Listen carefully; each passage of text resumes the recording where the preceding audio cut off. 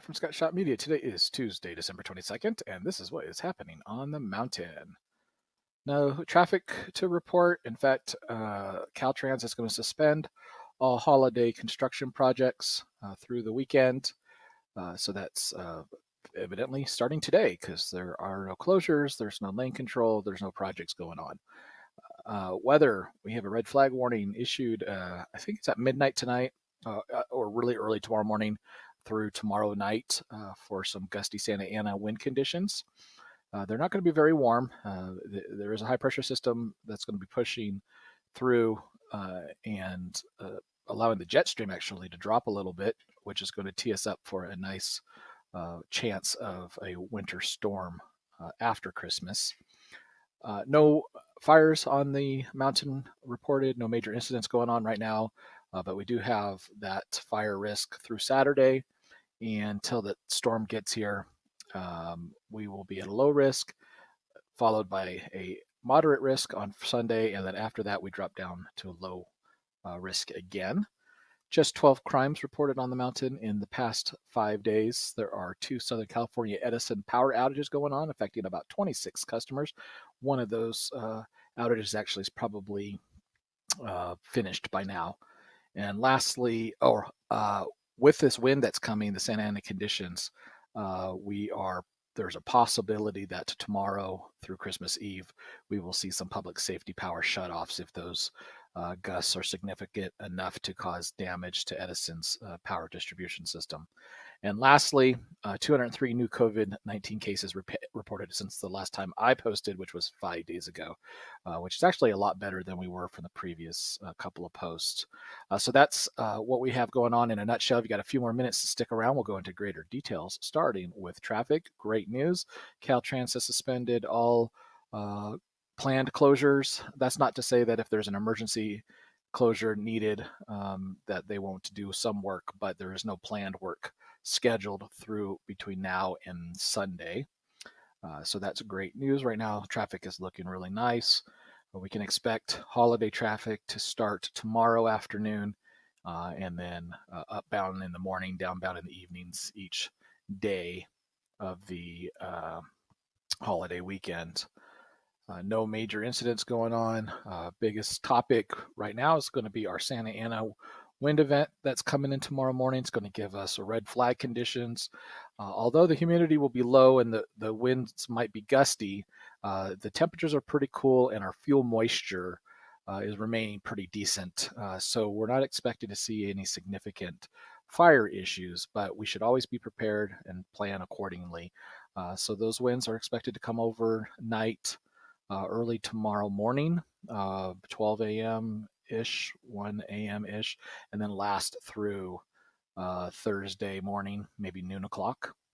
And followed by that, we'll see some clearing skies over the weekend before we see our first chance of December snow early next week.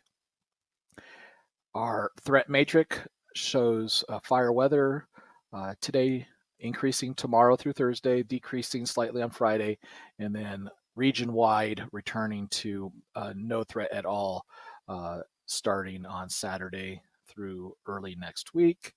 You can see on Monday we do have some urban rain, a moderate urban rain risk, even some flooding risk, minor flooding risk down below.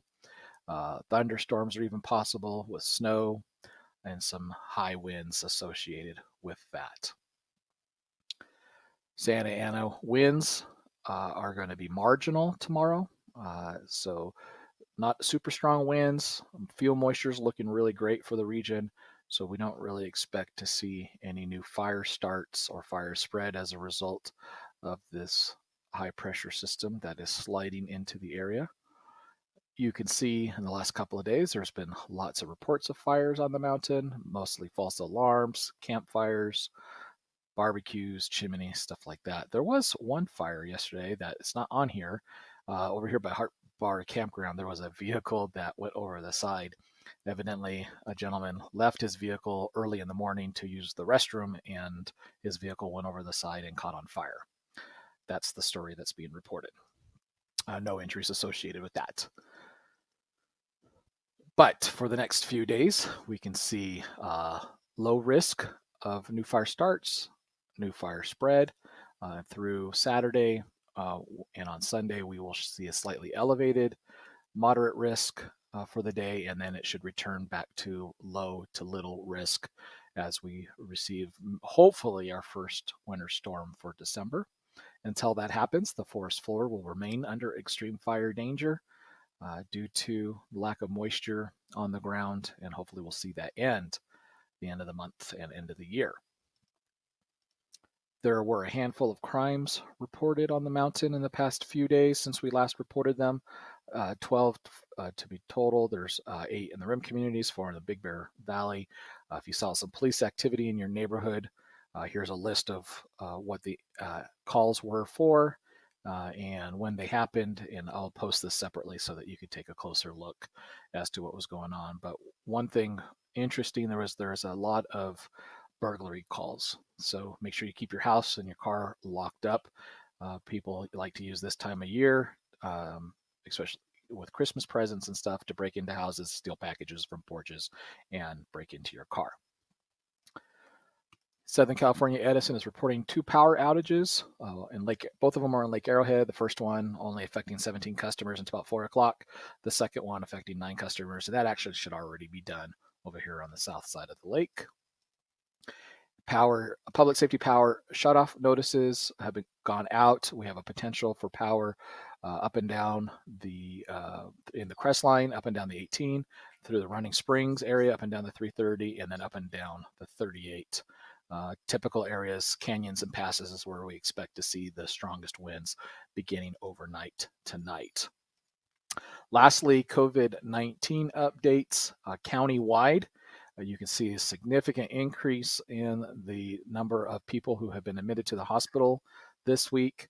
From a couple of days ago, we're almost at 3 times the number of people currently being treated in hospital for COVID-19 compared to our surge in the summertime in mid-July. Of course, we're still seeing the ICU admissions go up, about twice as many people in the ICU now as there were when we peaked mid to end summer or July. And this number is expected to continue to rise. We only have about 20% of our beds available. That's not only to take care of COVID patients, but that's to take care of other people who are seriously ill or severely injured. So a great reason to practice our protocols is to stay out of the hospital. And also you can see our ventilator usage is spiking as well. And we haven't seen the peak of the spike, I believe, in neither our admissions or our usage of ventilators. How does that look across the mountain? 203 new cases reported in the past 5 days since the last time we reported the numbers. As of today, 8 new cases in Angeles Oaks since last Friday.